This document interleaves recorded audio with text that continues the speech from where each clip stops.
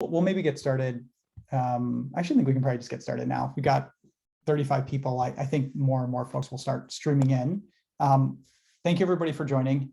This is probably my favorite titled event that I've ever been a part of. It took a long time to come up with the name, which I think is DTC BFCM WTF.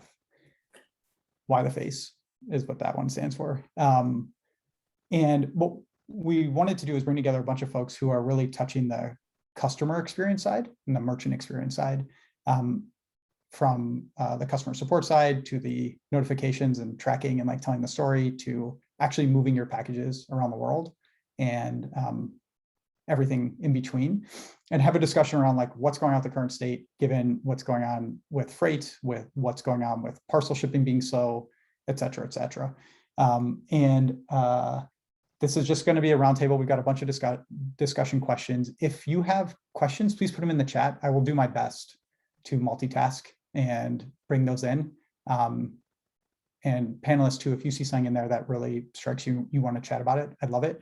And as we've talked about, like this is meant to be a discussion. So if we go on one thread and we spend 10 minutes on there, that's great. We're trying to avoid the here's 10 slides from ShipHero and here's 10 slides from Malomo, et cetera, and actually truly just have a discussion. So thanks again for attending. And why don't we kick it off? And Maggie, I'm going to start with you and then we'll just kind of go around. Would love for you just to introduce yourself and your background, kind of how you got here, and then what your company does. Excellent. Thank you so much for having me. I'm excited. This is a great panel. So I'm very excited to get started.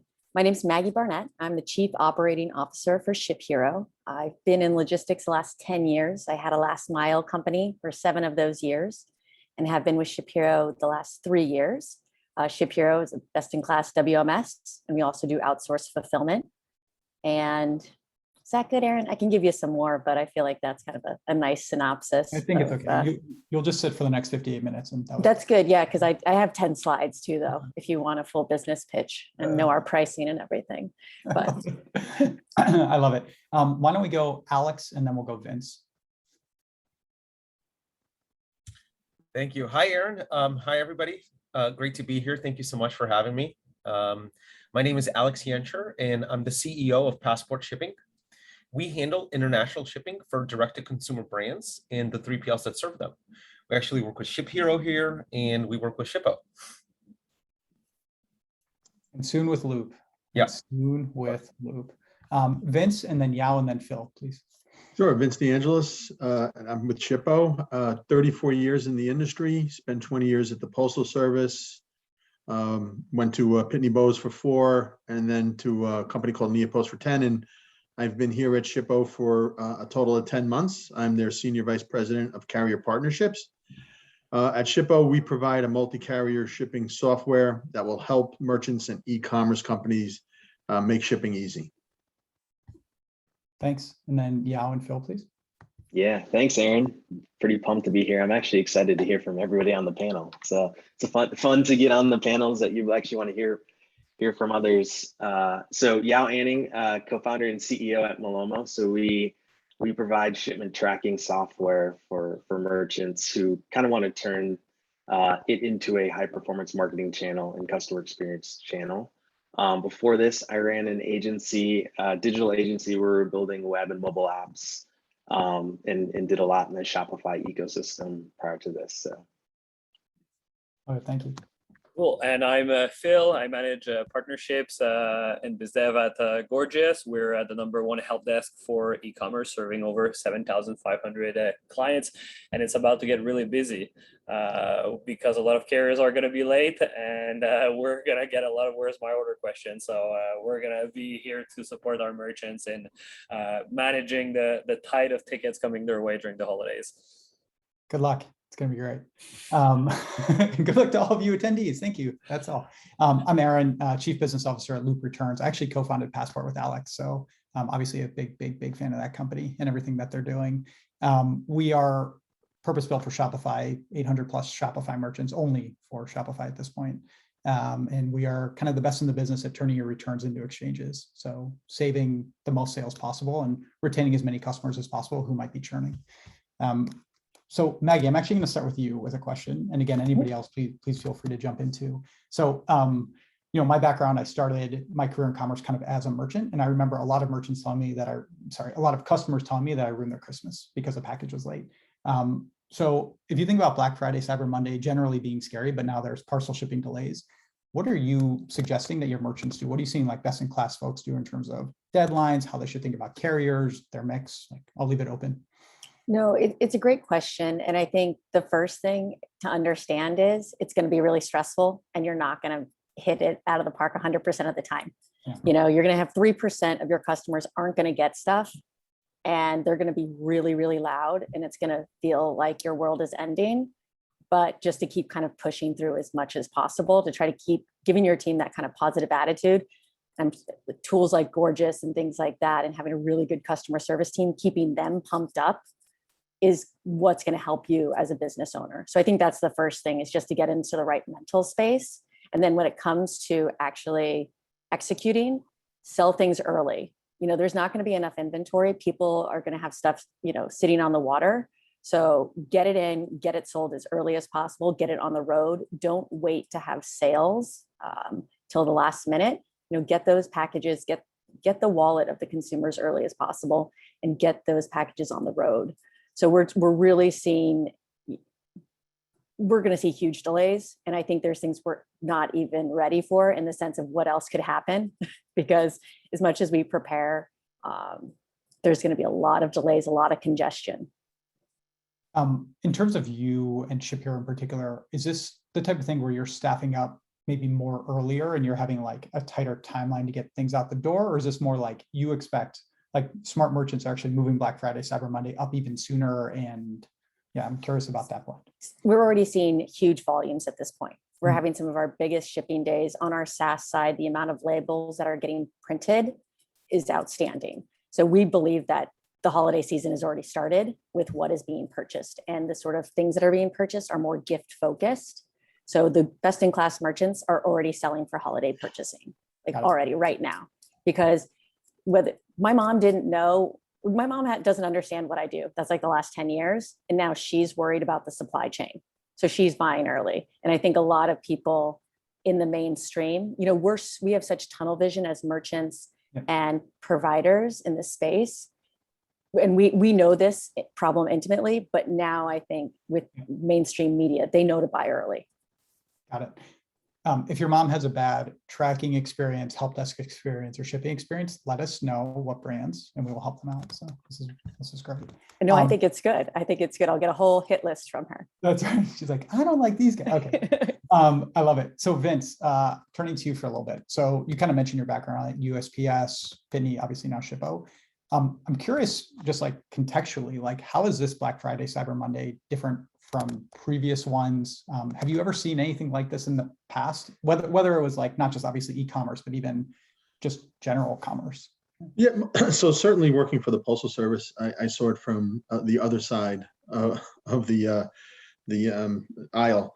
In the mid 90s, I remember there was a carrier, one of the major carriers went on strike around the holiday season, and working for Postal, I remember going and trying to get accounts signed up because, the Postal Service could take your packages and get them there on time. And, we had to do what I think everybody has to do and that is plan. I mean, you have to plan and make sure that you're going to be successful by making sure that you have options, right? So we didn't expect all that influx of packages back in that day. And we ended up having to rent planes and more ground transportation.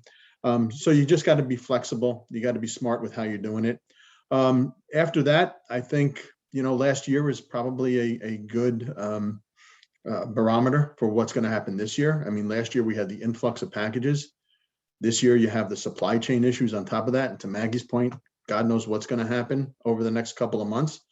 We're going to continue to see these impacts, ones that we know, ones we can anticipate, and things that are just going to pop up. So again, to Maggie's point, our advice would be a couple of things. Number one, start shipping sooner, start selling sooner. Don't wait until the end to start having these sales.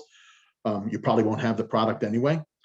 Number two is carrier diversification. Don't put all your eggs in one basket. You stay informed, read the news, look what's happening. If you read blog sites, if you look at the quarterly reports of some of the carriers, they're going to basically tell you where they have an issue. Stay away from those areas. If they don't have capacity, they don't have capacity.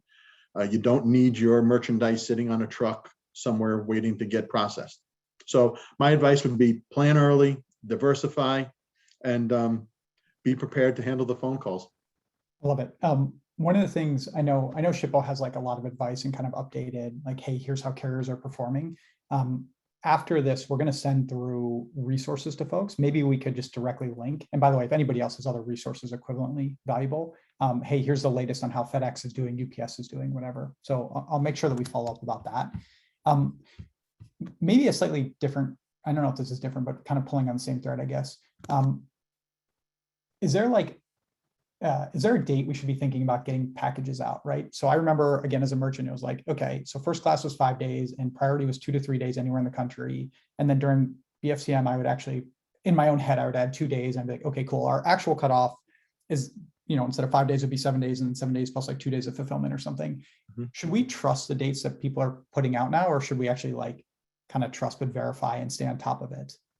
I think if I were to give a date, I would say October 15th is when you should start shipping. Super helpful, Vince.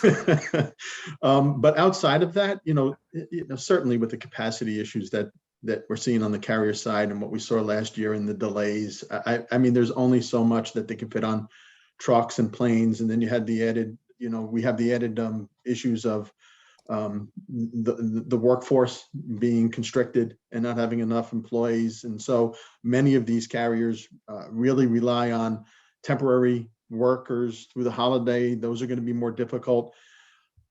Give yourself the biggest buffer you can. I mean, if you're sitting there going, the Postal Service's priority is 2 to 3 days, and you sit there and go, okay, I'll add 3, that might not be enough in December, right? It might be enough today. It probably will be enough today. It could be enough in the beginning of November. But as you get closer to the holidays, the more room you give them, the better off you'll be.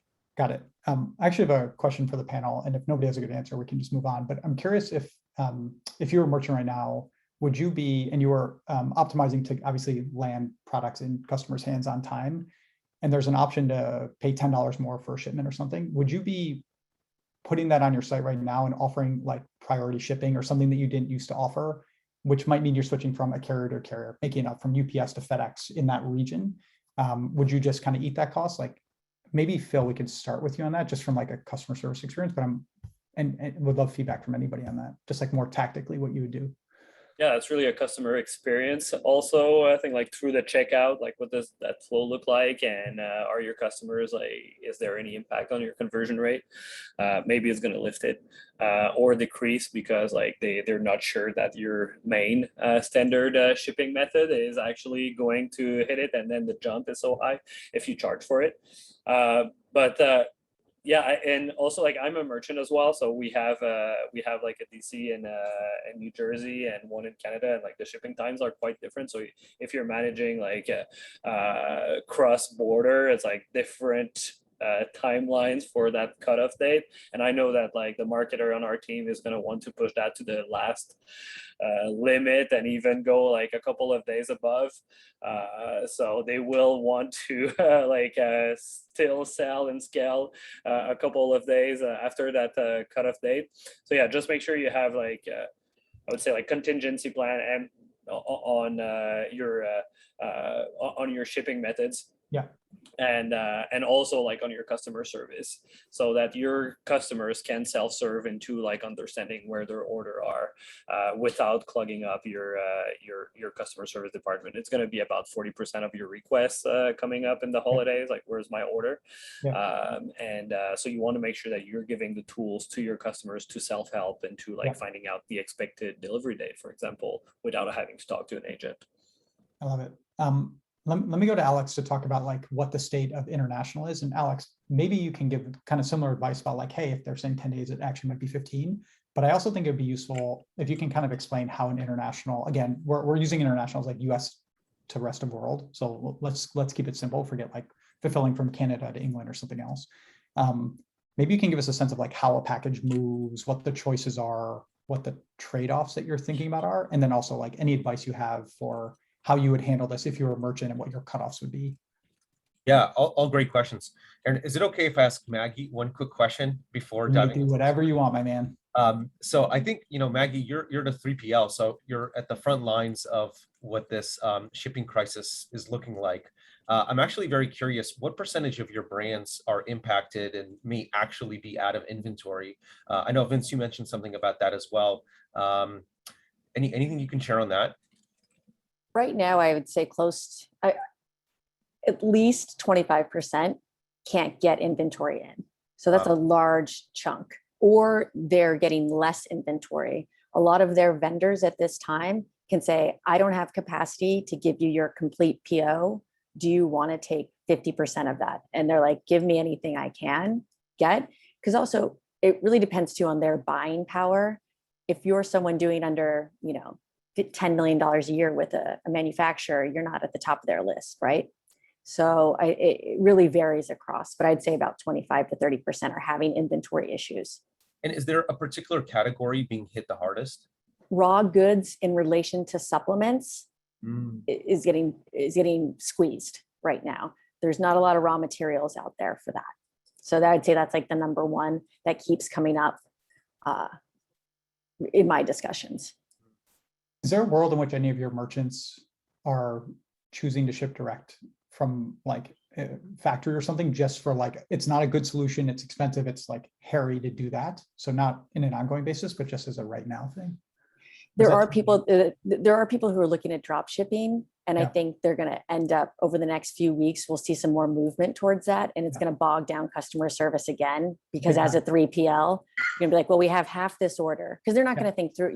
We need our merchants to think through that, just like the merchants on this call. It's like, okay, now it's a split shipment. Are you doing the math that you're paying for this twice potentially? Yeah. And it's going to arrive in 2 different shipments, and people are going to be like, I didn't get my order. So we really need merchants to be very thoughtful when trying to do a hybrid of that method of drop ship plus local delivery.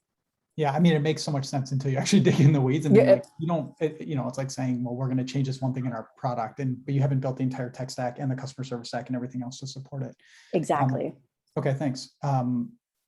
Should I get back to the international question? Back to you, Mr. Yancher. Yeah, tell us literally like, how does so you've a merchant at ShipHero and they have an order from Canada, like something simple, forget like somewhere much further. Like, how does that work? And then what advice do you have?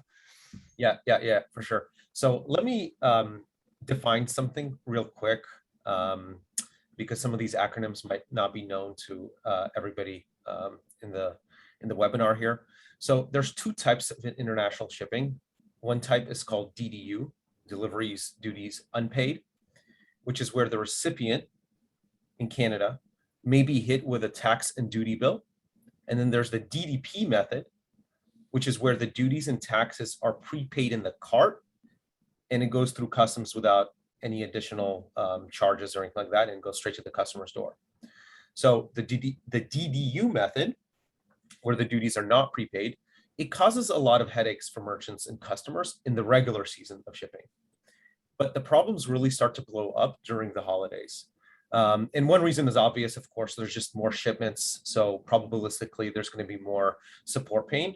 But actually, the nature of the shipments change during the holidays. So they become more gifting and stocking stuffer shipments, and any sort of stuck in customs shenanigans, it really upsets people over the holidays in particular. So our advice to customers is, if they haven't made the transition from a DDU method of shipment, that they make that transition to a DDP method and start charging and collecting duties and taxes in their cart. So Alex, just one point of clarification, because I think something you and I have talked about in the past, which I think might be relevant for a lot of the merchants, is in the same way you could upgrade some, right? If you were Zappos and you upgraded to next day, you didn't have to charge a consumer that. You just made a choice as a merchant to create that experience. And I think, just to be clear, the same thing is true with DDP. If today you say international shipping flat rate $10, you could still do DDP within that, and then maybe you're eating a couple bucks. But it's more about like creating that delightful experience. Is that a fair way to characterize? Yeah, absolutely. Canada, just to use Canada as an example, the provinces all have different tax rates. Some are as low as 5%, and some can be as high as, I think, 17.5 or something like that is where it taps out. So it's kind of a lot to ask to eat 17.5% of your order value.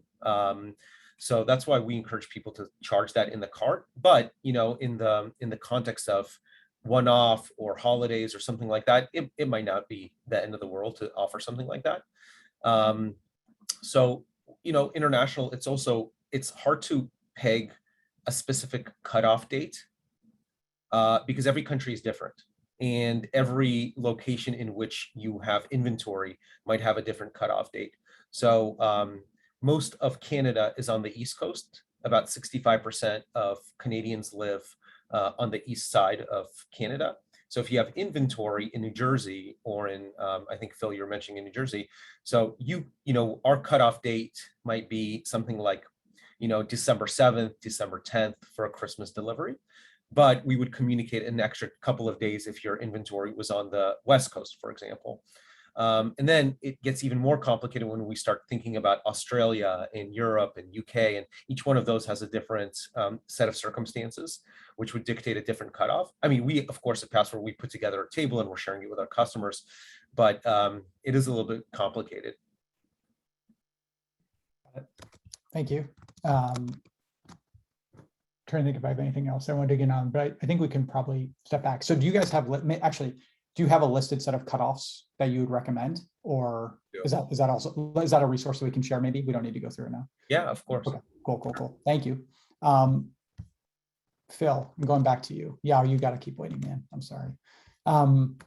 You kind of talked about this earlier, but how in general should we think about the magnitude of tickets during Black Friday, Cyber Monday? Like, is it 50%? It's like about 40%, 50% more than your average season high, and most of it will be about where's my order. And you'll see, especially like starting early, like December 10, like that time frame. So we talked a little bit about self-serve, and actually I put in an example of Meet Lalo, who's in the audience, from Missy in the chat. So she has like a little bit of self-serve widget like on her chat widget, so that can help like deflect a little bit of tickets. But behind that, another thing that you want to do, Missy or anybody else that's with us, like you want to set automated reply flows for where is my order based on order status. So like, is it shipped, is it in transit, or is it delivered? And you want those first interactions to be all automated with like a messaging that's relevant to the order status, where it's now like in that shipment status. And those can take like maybe 15 minutes of work, but they're gonna save you like several dozens of hours during the holidays. And it's just important to create those personalized experience based on where it is now. And that's also piggyback a little bit what Rachel was asking. It's like, how can I bring the like deflect toward the carrier, like tell that it's not my fault, it's the carrier. So if you push back this variable of the carrier into Shopify or Gorgias, then like you can have this as a variable into all of your messaging. Hey, your order is with, here's the tracking URL from, and like instead of necessarily like giving the tracking URL of hosted on your page, like pull the tracking URL from the carrier itself. So that's like, that shows a little bit the, or that deflects a little bit the blame if anything happens. And even sometimes it's not just like delivery, like, I don't know what's the real ratio. It's what, like 5% of orders like will actually like kind of get lost and get out completely out of whack on their estimated delivery date. So you want to make sure you're pushing the blame down the funnel a little bit. I love it. I was going to ask you to answer Rachel's question out loud, so thanks for doing that. It's interesting. So you talk about where's my order. Alex, one of the things that Passport does very well is also like remove the where's my order, because like Passport will handle the customer service. We talk a lot about where's my refund, or when are you going to get my exchange, right? And do that. And I think all that obviously has to do with communication, proactive, like get things on the site. I'm going to turn to Yao, but I think Maggie has a question first. So yeah, you just got to keep waiting, man. So I have a quick question. I'm not sure if it's Phil or Vincent. We have a lot of packages throughout different carriers where there's an initial scan, and then especially like first class mail, and then it just disappears into the ether. How, from the Gorgias point of view, Phil, how are you kind of dealing with those multiple scans, but then just like dead time. And then Vincent, any kind of way that you're working with carriers or ways to kind of troubleshoot that, because I feel that hit us really hard last year. So I feel, and I'm sure some of the merchants have felt that as well.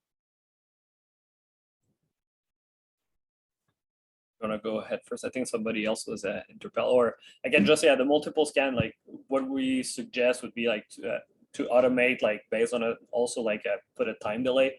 So if it's like outside of a certain time delay on a certain shipment status, so if it's like in transit, like and it's been more than 7 days, then at this point, like you can have like the customer service look at it and be like, hey, if it doesn't move, like within the next like. And then you have like maybe a threshold there within the next 4 days because it's been like 10 days total, then like we're going to look to resending or something because it might be lost, right? So you just need to know when is like usually that threshold for your carrier, and just like push back a little bit further down. And then at the end of the day, you need to do the right thing. If the shipment is lost with the carrier, like depending on the value of your product, but you eat it and you reship. And there are also like insurance solutions for less, like I think routes especially is something that comes to mind.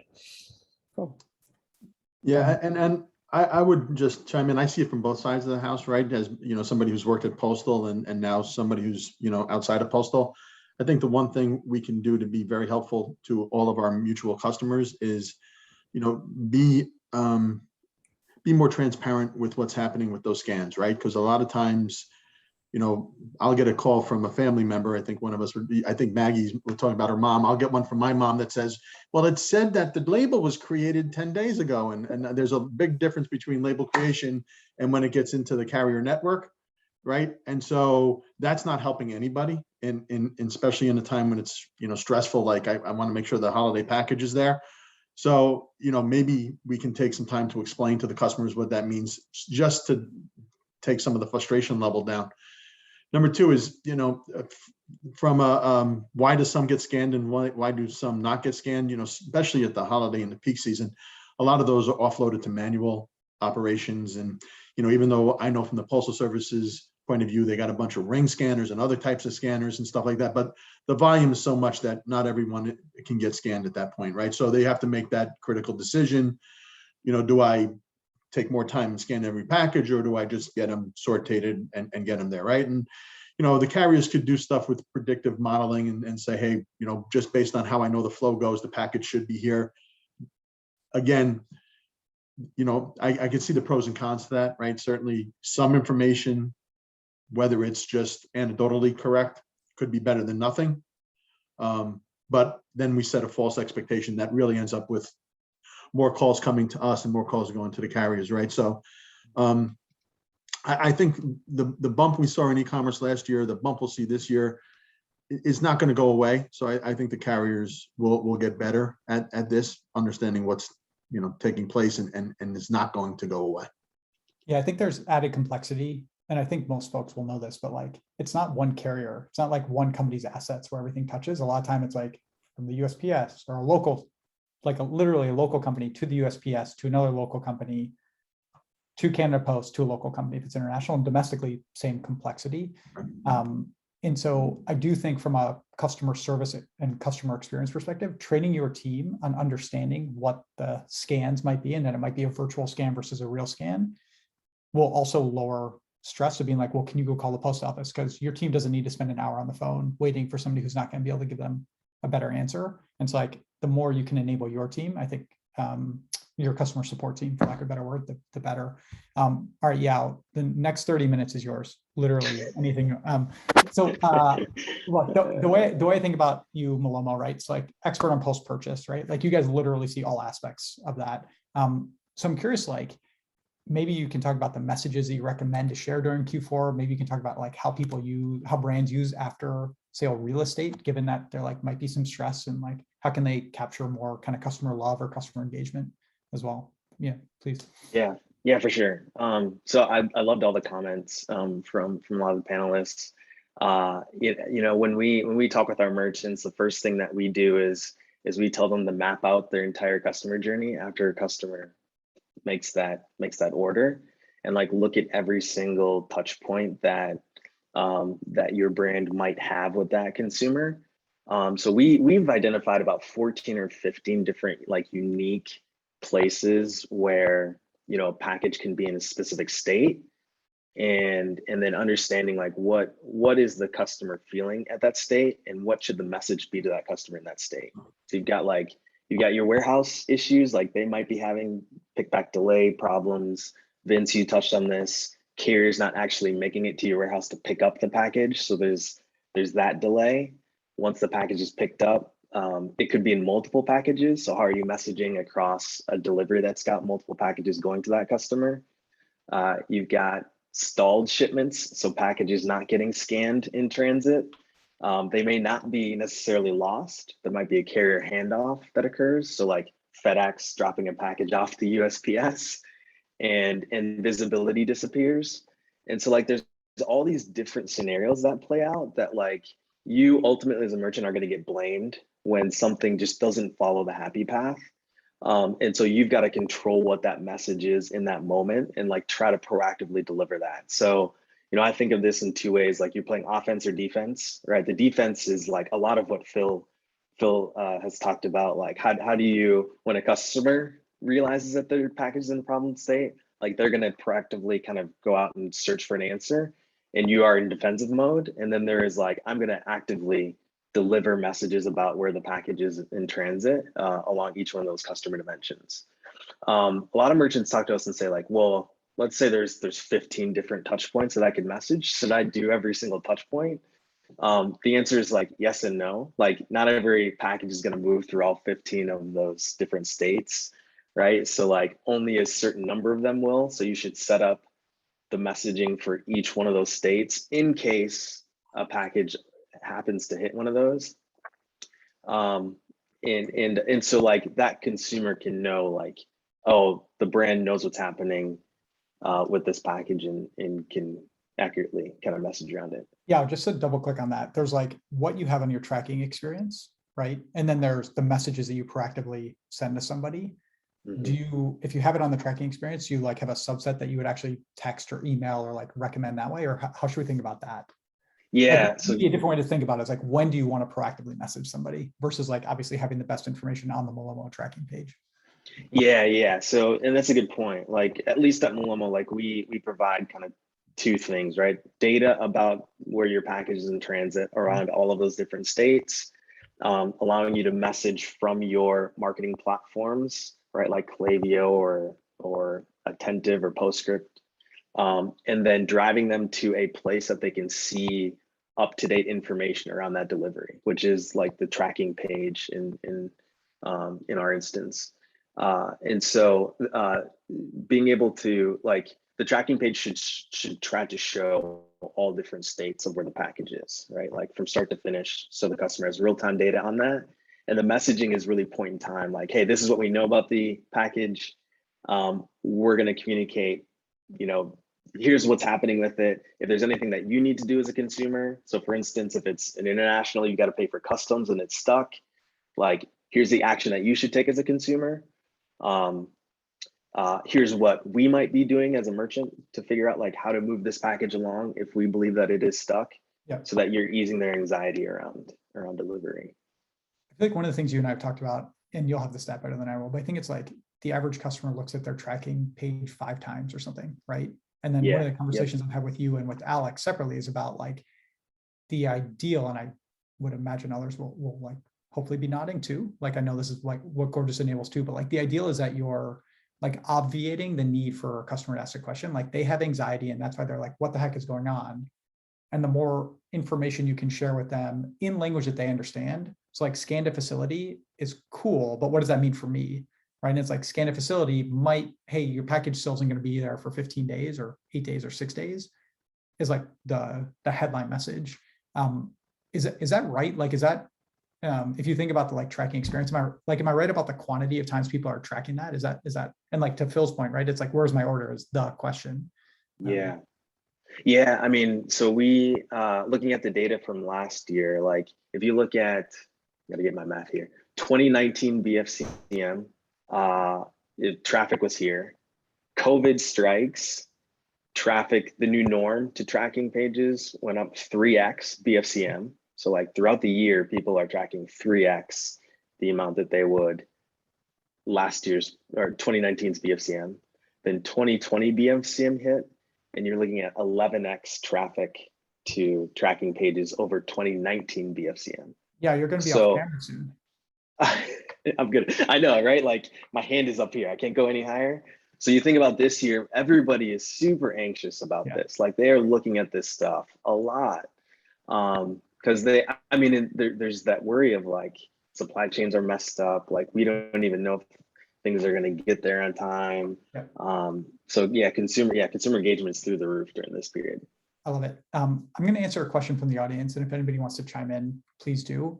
There are two questions from Ali. One is about anticipating larger extended return windows during the holiday season, and another one is about brands promoting earlier for shopping this year. I'll share my perspective on this. In general, if you think about your return and your returns policy, if you have a generous returns policy, so free returns, 60-day, 180-day, no questions asked, like the more generous you are, the higher your conversion rate will be, full stop. You can just compare like two different t-shirt companies, one that has a $25 restocking fee and one that doesn't. The one without is going to have a higher conversion rate, right? So I think in general, in the last year and a half, return windows have extended because forward commerce takes longer. And then especially like during COVID where you couldn't, people didn't want to walk into a post office, right? Return windows would go from 30 days to 90 days to 180 days from the biggest brands through the smallest brands. So I do think in general, right now, being more generous is helpful. Like we all know that the post office, like all carriers are going to be backlogged. And the same thing is going to happen on December 26th when most of your returns start to be processed, or January 2nd when like USPS scans all the packages in. So number one is I would just say like, be more generous right now. That will impact your conversion. And the second is on promotion. I have a very strong perspective. Like I used to discount 20%, 30%. And then it was like, hey, if you spend $50, it's a 10%. If you spend $100, right? And like, we would do all these promotions and try to sell everything. If what Maggie is saying is right, and like, you're not getting your inventory in, or you get your inventory in now, and then you're not going to get your next batch until June when you were really expected in February, right? Because there was this backlog. I'd actually be kind of cautious about discounting aggressively right now. And I think there's like, I don't know what the math is on that. I'm not going to pretend to like answer for 70 different brands on this call. But Maggie, maybe I'm curious if you have any perspective or if you've had any discussions, and then I'd open anybody else to chime in too, please. Yeah, from the merchants that we're talking to, they are not going to be discounting. They're just not. They might be discounting where it looks like 10% off, but they've just kind of played with the pricing from their Q3 to Q4 pricing because they're not going to have as much inventory. The ports are blocked, they're congested. They know that their competitors aren't going to have as much inventory, yet you still have a very, very eager buyer. And there's going to be so much more that you've already spent, right? You've probably spent 10x just getting the product. So to also discount on top of that, it just seems like a losing proposition. So those are kind of the two things that I'm looking at. Is it's going to cost you more to get it to the warehouse, and two, you're not going to have as much competition because there's not going to be as much inventory. Thanks. So those are the two pieces. Yeah. Love it.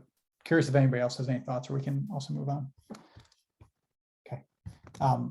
Thanks. So one question from Barb, and I don't know if it was answered in the chat or not, is about insurance and experience. I'll start with that, which is just like I think we lost Phil. Maybe we didn't lose Phil. I lost Phil.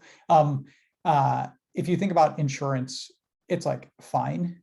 And again, you should be optimizing for a great consumer experience. And so like insurance is insurance, not as like, hey, well, don't worry, it's insured, because like the person's not going to want to hear that their package didn't get there. Like they're not going to forgive you, right? Going back to that question.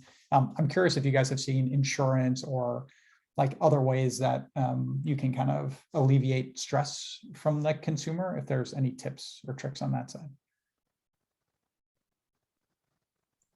And Vince, I don't know, like if you have any perspective. Oh, Alex, go ahead, and then we'll go to Vince. But Vince, I was thinking like just having seen insurance on like packages, like I bought over the years and then never called it in, and then it was a pain in the butt. But actually, Alex, let's go with Vince if he has any quick thoughts. Yeah, please, Vince, go ahead. Sure. From the insurance is going to be, one of those things that, will give a certain level of security, but it can also cause a lot of angst, right? Because the package isn't delivered in the normal time frame, so people are starting to call to get, the insurance claim in.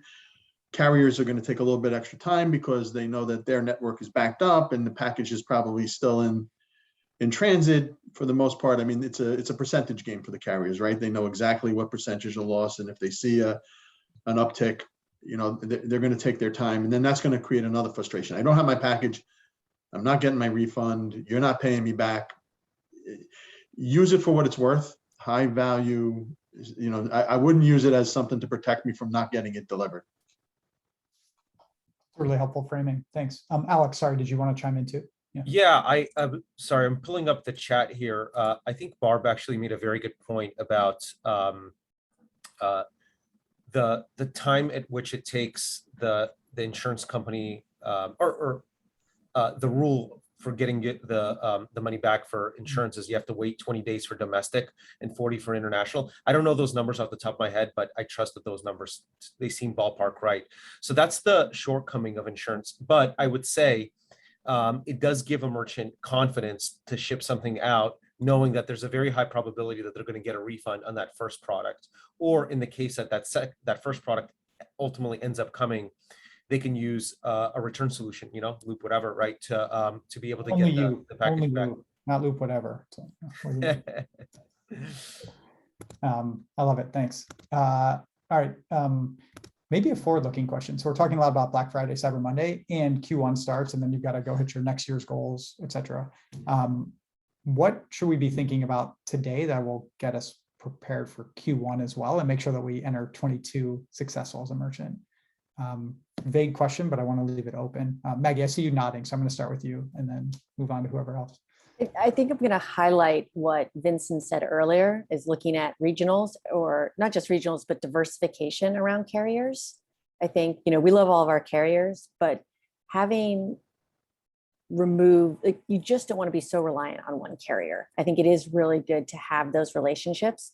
You probably can't get them now. It's too late to work with a regional, in Q4, but Q1's a good time to revisit that when they can start opening up capacity again. So get those relationships going and have some backup plans, and get some volume, test them out, see if you like them. I'd say that's really important for merchants to take ownership of carrier diversification.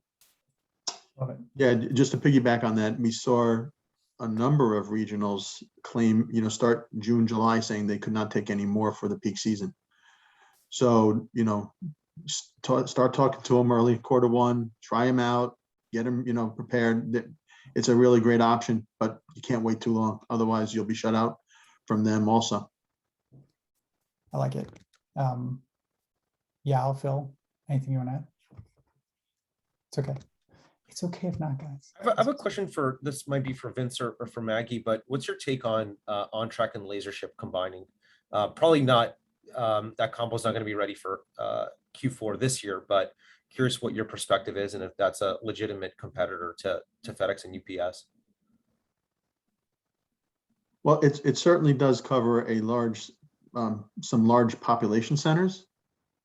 So yeah, I think to your point, not for Q4 of this year, but those would be things that I'd be looking at next year, especially if I'm looking at what my order profile is for the last couple of years. And if they're in those major metropolitan areas, I'd be looking at them as somebody I'd be talking to. Same. I think it's the idea that any merger is going to have some bumps in the road when they start to, get into the details of it. But talk to them early, try them out, and see how it's working Q1, Q2,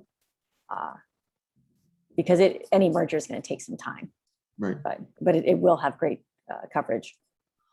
Yeah, we're going to see more and more of it. I mean, we saw it with UPS's acquisition of Rody, and we're going to see that, crowdsourcing delivery become more and more of a player. Listen, when you have the CEO of one of the major carriers say that there are 5 million more packages a day than there is room for those packages, they got to go somewhere. And it's going to be a regional. It's going to be Harry with a bike. It's going to be, Sally with a car delivering pizza. I'm dropping off packages. There's going to be options because there has to be at this point. So learn your options and plan around those options. I will say one thing too, to add on to that. so that there is a potential negative impact, which is the transparency from a delivery insights perspective is a little bit less with on track the carrier, where you don't get as much real-time insight into deliveries moving through their network as you would one of the major carriers. What do we think about I mean, there are a lot of upstarts, and Vince, you got me thinking about starting my fourth company with you as a co-founder to take those 5 million packages. But like, if you're a brand right now, are you working with any of the up and comers? Like there are a lot, and there's a lot of innovation happening in the space, whether it's like Return Mates and Olive, Swift, VHO, right? Depends on like what type of product you're selling. Is now the time in the next month to be like, might as well take a chance on them because we know we're going to drop, like the big guys are going to drop the ball, or do you wait until January? Curious, any perspectives? Oh my goodness. In the moments when I think about it, I can go back and forth on either one of those things, right? I mean, it is critical that those packages get delivered. I mean, that's what we all do for a living, right? So without it, why are we even talking about any of this stuff?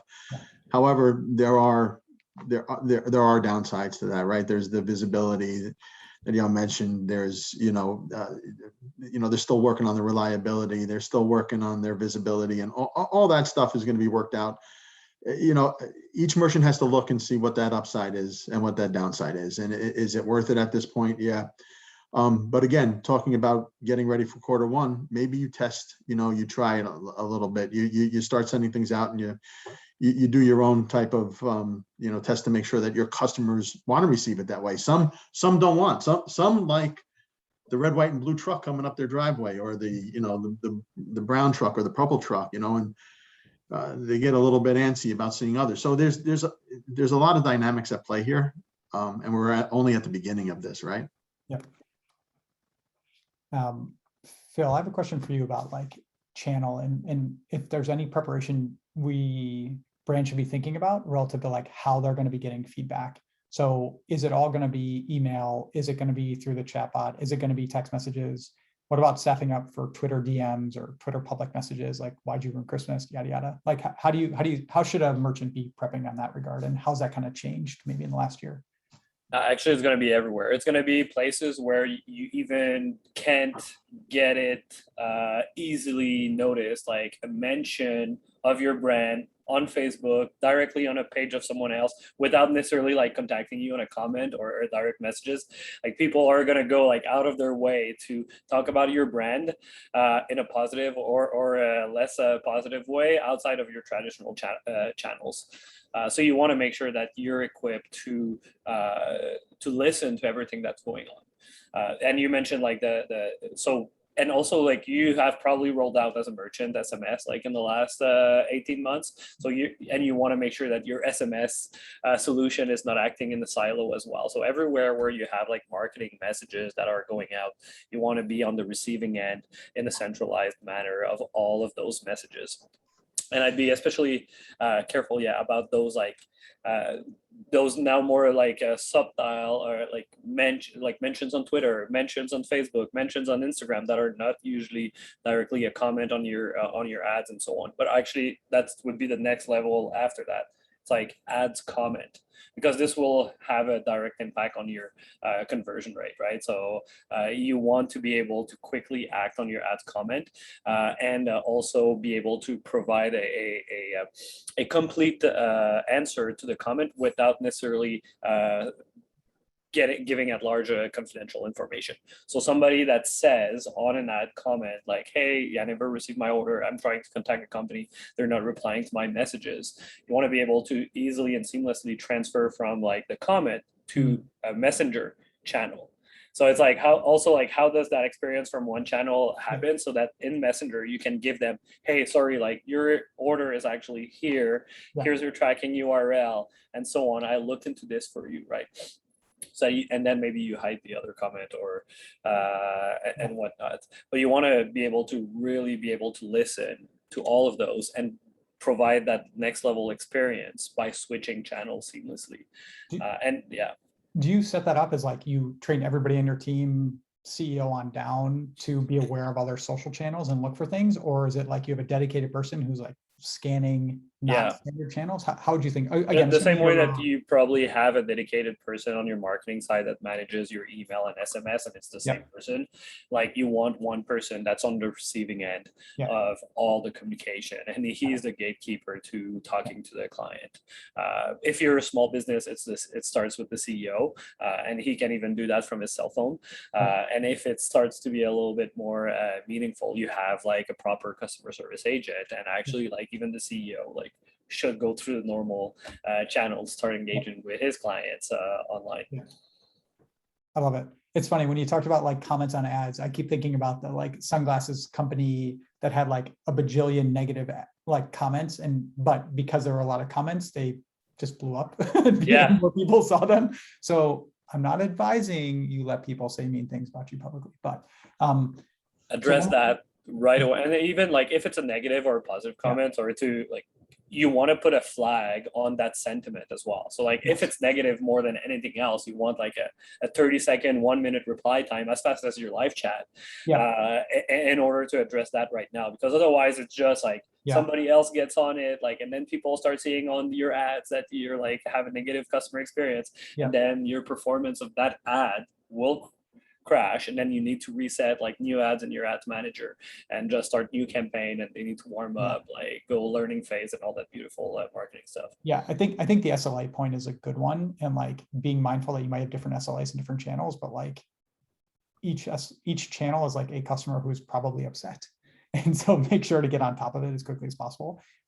Alex, one quick question for you, because it's something that we're obviously working on together, and then I want to kind of go around and give space if there's any last minute takeaways before we close this. So everybody come up with like some really, really wise statement. And I'm going to let Yao choose if he goes first or last, but there's nothing in between for that. Alex, we're kicking off doing international returns. I was curious if you could talk about like what the state is, again, because we think about a great post-purchase experience driving the upfront conversion experience. What is the state of international returns? What makes it easier, painful? Like what do you actually want to solve for there? Yeah, it's a great question. So returns, they're obviously tricky, especially for international, because they have a customs clearance component to it. It's not just returning the package, but you also want to be able to get a refund on the duties and taxes that you paid on the way there, and you want to avoid paying duties and taxes on the way back to the US from the country. So I would say one of the silver linings of the craziness of the holiday season and of a proportionally higher amount of returns is that you can actually unlock a cheaper transit from Canada or UK or Australia, what have you, back to the US. And this is one of the services that we're turning on with Loop, is actually consolidating returns in a warehouse in the country before shipping it back to the US versus shipping one-off packages, which is actually very expensive. Now, very big brands that generate a lot of orders to Canada and a lot of returns, they can always consolidate, and it's not a big problem. They have enough volume that justifies it. But there's the holiday season where a lot of medium-sized brands, they start looking like big brands in terms of the volume, and they have enough volume to justify a consolidation in Canada or UK, again, what have you, and being able to ship it back can really reduce that return cost. So that's something that I want to flag for the group. And it's the same trade-off as domestically, which is like consolidation means less expensive, and it means it takes longer probably to get back to your warehouse, to get back in inventory to resell. So like with all these, there's never a black and white answer. All right, Yao, you first or last for like sage takeaways? Oh man, maybe I'll go last. All right, there it is. Phil, you're up, and then Alex. Any last minute thoughts? Anything you want to share? It's still time. It's just do it now. Set up all the automations, like and don't bother yourself bugging down. It's much more important to automate like that where's my order, so that you can focus on pre-sales, right? So like shift your customer service attention from the recurring stuff to actually like helping your clients on chat and like helping them choose the right product and engaging with them before they purchase. That's you're going to lift your conversion rate way more by doing that and focusing your efforts there. Love it. Alex, you're up, and then Vince, I'm handing to you. This is a great panel, by the way. Thank you again for having me, Aaron. So yeah, I would say, to echo what echo what Phil said and what everybody else has been saying. You know, there are going to be mistakes. I think that's actually one of the very first thing that Maggie said is, you know, unfortunately, the reality is there's going to be 3% of orders that no matter what you did, if you did everything right, they're still going to cause mistakes. And international, it's, you know, that and more, just the reality of it. So being able to be prepared for the customer support issues that come up and being properly staffed for it, and also solving some problems at the beginning so that problems doesn't even happen. So like the very first thing that I led with was try to collect the duties and taxes up front so that you don't create issues downstream for customers and just creating more headaches in a time when you really don't want to be dealing with headaches. I think that's my biggest takeaway. Thank you. Vince, and then Maggie, and then, yeah. So mine would be to plan. I think you need to treat this with a level of that you would put together for a disaster recovery plan. Know what you need to do at every level of disruption. Don't react. Do the best you can not to react. If you have a plan and you can start to, you know, again, look at disruption from the supply chain, disruption on the carrier, disruption on delays within the carrier network. If you have a plan with multiple options, you're going to feel a whole lot better. You're going to feel a whole lot stressed, and you're going to have more of an opportunity for success than if you didn't plan. Love it. And just to double click on that, that's not just like the CEO or the leadership team. It is like all the way down through making sure your team's aware, I'm assuming, and just like customer service has to have a plan. Everybody has to have a plan. Yep. That's great. Thank you. All right, Maggie. It's always hard to follow Vince. That's really hard. I mean, Vince, you're killing me. I think it comes back to, you know, exactly what Vince said. Have a plan, make sure that's communicated, and have your business rules set early. Don't try to make things up on the fly, because your whole team won't know about it and you'll be doing one-offs with different customers. Definitely have the plan and make sure it's communicated very clearly and concisely to every team member. I actually want to push a little bit on that. The merchants here, for the most part, are going to be leveraging 3PLs, and they're going to be leveraging carriers, and they're going to be leveraging help desk companies and tracking companies. How much do you think they should be planning with all their partners versus like kind of planning in a silo? Like, is there more or less communication now, or do you see better brands being more collaborative with you is probably a better way to say it, or is that kind of indifferent? Absolutely. Our account executives have been reaching out to our larger brands, and our larger brands, you know, we've been planning with them. We ask about volumes, Yep. Just like the carriers do. So being proactive is the best way to try to get ahead of some of these issues. And just remember that, you know, things are going to happen, and you have to be patient and try the best we can and stay positive. You didn't ruin Christmas. It is okay. You didn't. Okay. I don't want to be the person that ruined Christmas. I have Absolutely. actually gotten that multiple times. Yeah. So, Bring it on my wall. Yeah. And thank you again too, by the way. This has been a great This panel. is really fun. Thanks. I'm glad you're here. Yeah. Any last minute thoughts? Awesome. Yeah, now I do regret going last. Those Yeah, are all this is a really great mistake, man. insights. Yeah, no, yeah, no. But I was gonna say you should start to measure the performance across all of your touch points too. So like to double tap on what Vince and Maggie said, like start measuring how long it's taking from order placed to order fulfilled, and order fulfilled to order delivery across like your carriers and your partners. I would measure that on a daily, if not weekly basis. Look at trends as that moves along and see like which points are starting to fail, and then start to adjust your plan accordingly. Getting that data now and like looking at it, building that mindset into the company now, looking at that data and adjusting accordingly, I think is very important. Love it. That's a great way to end up. All right. Well, thank you all. Really appreciate your time today. And yeah, thanks to everybody who attended. We're going to send out, I think we'll be able to send out a recording. We're going to get some resources, everybody who's interested. Alex, I know you got some stuff, Vince, for sure. So anything else that we can do that we think would be useful, we'll put that into an email after the fact. But thanks, everybody. Have a good rest of the day.